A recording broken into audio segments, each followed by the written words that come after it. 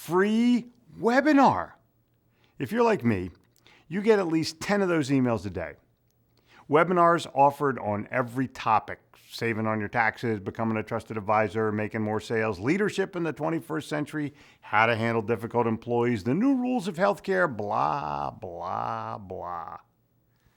May I remind you that death and taxes were the last two pieces of certainty. And at last report, taxes were coming under fire. But add to the big two the fact that a free webinar is certain to have a sales pitch at the end of it.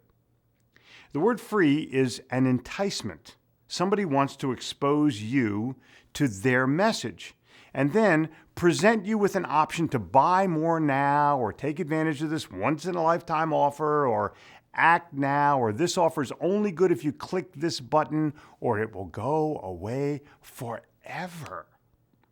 Unfortunately, most of the free webinars offer little or no value to the people who attend them. More unfortunately, hundreds of thousands of people, maybe even you, waste their time following a false promise. And I'll admit, I ignored the opportunity of putting on my own webinars at first because I don't want to be identified with a pitch and a come-on that would entice or lure my customers who've come to trust me and my word, and then at the end ask them for money. I didn't think it was right, and I didn't think it was fair, and I still feel that way.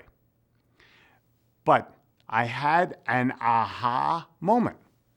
When I got involved with Ace of Sales, I began to develop a relationship with the great Andy Horner, the chief architect of Ace of Sales. Andy was giving free weekly value-based webinars to people who had already signed up and paid for the service. The basis of his webinar content was how to use Ace of Sales to create memorable messages, differentiate yourself through the use of the branded and customized emails, email magazines, and greeting cards, and postcards.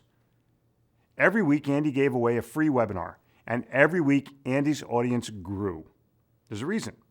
Andy's webinars were 100% value-driven with no sales pitch at the end. Aha! I began to pay closer attention to the potential of webinars. One day, Andy and I were on the phone, and I can't remember who said it first, but we decided to do a webinar together on business social media, free. More than 5,000 people signed up for an event that would only hold 1,000. Suffice it to say, it was let me put it this way, technological nightmare. Let me rephrase that. It was a technological disaster. And after reviewing the results and the response and the aftermath, we decided the next webinar would carry a small fee, $20. We would offer it at 2 different time slots so that people could choose. Result, 1,000 people registered and paid. Woo-woo! Major question. Why were these customers willing to pay for my webinar and not take somebody else's webinar for free? 2-word answer: perceived value. Here's the reality. People like you, are willing to invest a small amount of money for information and answers that they believe in the end will lead to their own increased revenue. Why?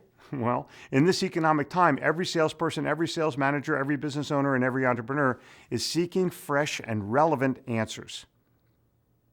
I'm about to intensify my webinar intentions for the following 2.5 reasons. Number 1, I've proven it works. Number 2, my customers are very accepting of it. And 2.5, people are actually requesting more. I'm going to end 2011 with a 5-day webinar bootcamp that will talk about new approaches to the selling process and what you can do in 2012 that will differentiate you from your competitor and endear you to your potential customer. And note well, this is not an advertisement for my webinars. It's a challenge to you to develop your own value-driven offerings.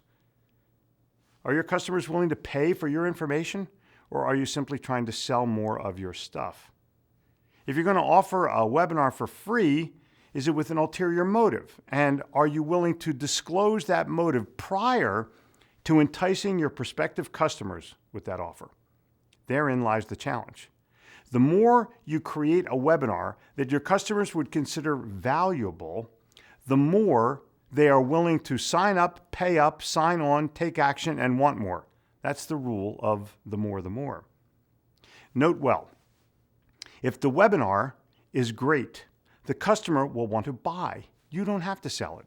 If the webinar is not great, no matter how much you try to sell, the customer will not want to buy.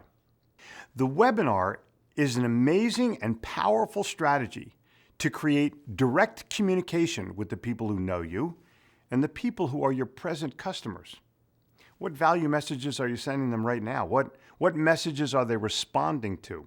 And how is that increasing their loyalty to you? How is that increasing their word-of-mouth advertising for you? And how is that affecting your business, or should I say your business social media? Those, baby, are tough questions. But if the answers are positive, the response is money. And I'm certain that you could use more of that.